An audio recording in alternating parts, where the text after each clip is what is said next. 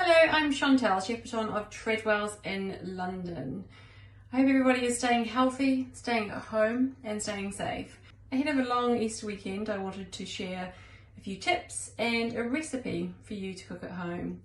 I know it's really hard to get a few ingredients right now, so this is one that's quite useful and it's very adaptable. So it depends on what you've got in your cupboard, what you've got in your fridge. But I think there's really something really special about coming together as a household, cooking together, and of course eating together.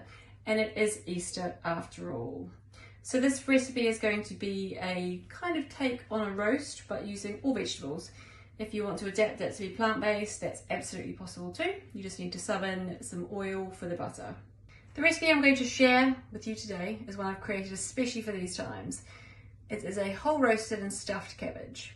So the not so humble cabbage is one of my favourite vegetables of all time. It's so versatile and so delicious. So what we're going to do today is take a pointed cabbage and stuff it. Now what goes into that stuffing is up to you on the whole, because it depends what you've got in your store cupboard, what you've got in your pantry, what you've got in your fridge that needs to use up. So what I'm going to give you is a guideline of what you could use, but the rest is up to you and your creativity. So what you'll need for today's recipe is a cabbage. This is a pointed cabbage or a hispy cabbage also. It's going to be perfect for us to stuff and then roast whole. So how we're going to stuff the cabbage is with what you can see in front of you. So the main kind of ingredients you are going to need, we've got 1 small onion that I've just diced, 2 cloves of garlic. Now the rest is a lot more flexible. I had some old bread in the fridge which I've just turned into breadcrumbs, so I've got 40 grams of that there. Pumpkin seeds, which I've just toasted off in a pan, but any nuts or seeds you've got in the cupboard will be perfect. Almonds, walnuts, sesame seeds, linseeds, whatever you've got. I've got some butter here, but you can easily substitute this with oil if you want to keep it plant-based. I've got some chickpeas that I had left over from using the aquafaba. I've just roughly chopped them, as you can see. Instead of chickpeas, if you've got rice, cooked rice, spelt, lentils, whatever you've kind of got that needs using up, it'll be perfect. Some chopped herbs. Here I've got some parsley. It was getting a little bit old in my fridge, so it's perfect to be using right now. You could use tarragon or coriander or anything that you've got. If you don't have any herbs, dried ones can suffice absolutely. In terms of spices, my cupboard's a little bit low on things right now, so I'm going to use a little bit of smoked paprika. But if you've got some cumin, toasted cumin seeds or coriander seeds, they'll be absolutely perfect. So let's get cooking. So take the cabbage and cut it directly down the centre.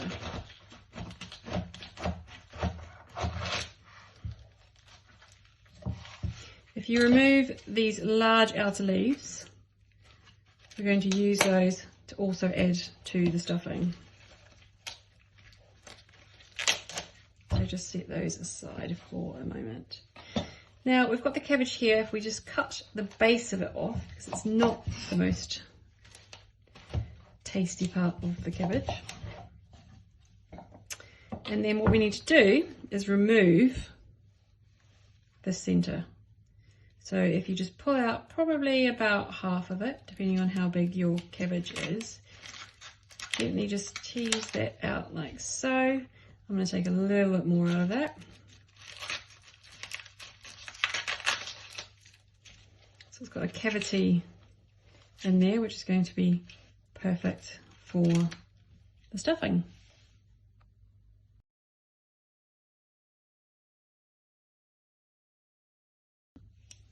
So once our cabbage is ready to go, we're going to start making the stuffing. But first things first, turn your oven on, 200 degrees fan. I'm going to start by melting the butter in the pan, adding the onions, cooking those off until nicely golden. Make sure you season them right at the beginning as well so that salt can permeate its way through.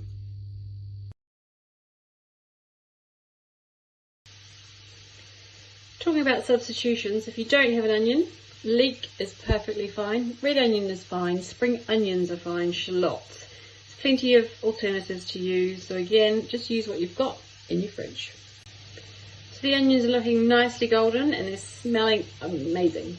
So next we're going to add in the garlic. Just give it a couple of minutes, just so it also gets a touch of colour. but you don't want to burn it, otherwise it turns bitter. So quick little go in there. Next we're going to add in the cabbage.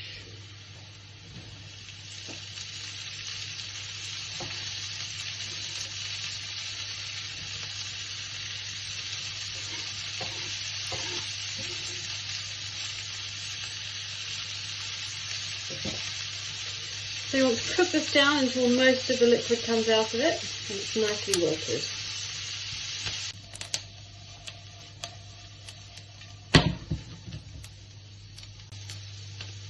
So this is looking and smelling great. As you can see, it's broken down quite a bit. It's got a lovely golden colour to it. Next we're going to add a sprinkling of the smoked paprika. So as I mentioned, any spices, herbs you've got that you think that will work, go for it. This is quite a strong spice, but it's going to give a really lovely kind of smokiness to it as well. It's going to work really well together. So we're going to mix that through, and next add in the chickpeas, which are just lightly chopped. You can put these into a food processor if you wish. It's a little bit quicker, just after you've made the breadcrumbs actually. But as I mentioned, lentils work really well, which you don't need to chop. If you've got some split peas, some spelt, some brown rice, some white rice left over from your dinner last night, then that can work just as well. This is all about trying to use up what we've got in our fridges and cooking from home. So chickpeas have been added in. Next we're going to add the breadcrumbs.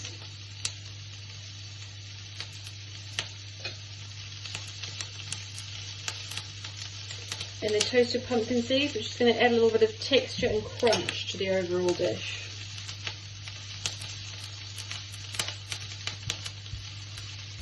Just give it everything a nice little toast in the pan. I'm going to add in some freshly ground black pepper as well.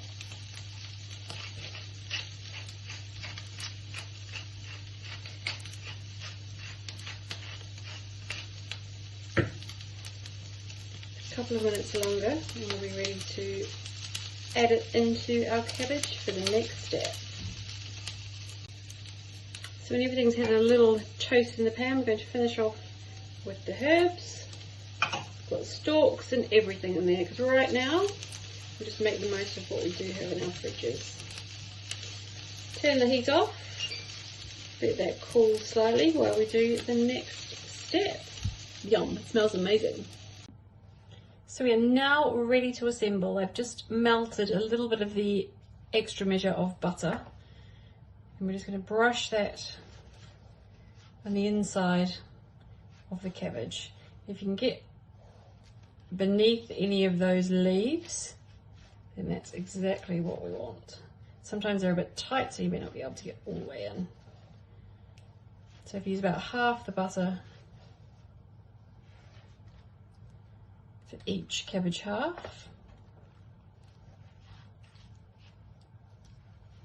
down those leaves. Then we're also going to give it a little bit of a season as well. So some salt and pepper. And again, this is just going to, whilst it's cooking, permeate through.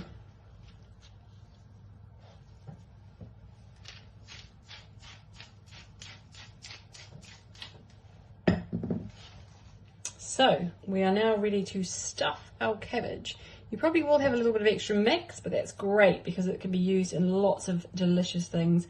Omelettes, frittatas, even just with some toast, with some soup. Honestly, it's a delicious accompaniment to have.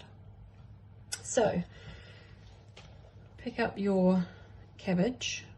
You can let this cool a little if you wish, and then it will kind of stick together a little bit easier as well. But just try and push it down as far as you can into each of these cavities.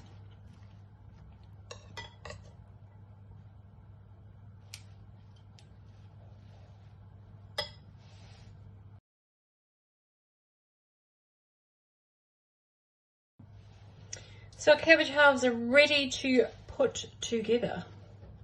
So it literally is a case of just popping them together where they meet.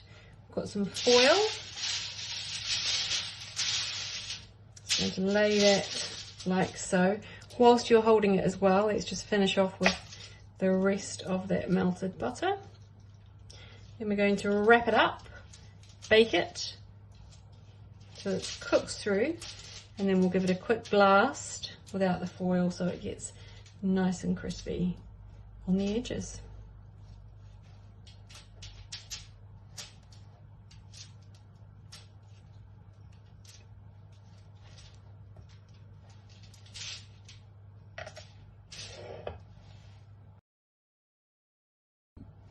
So ready to go into the oven, 200 degrees.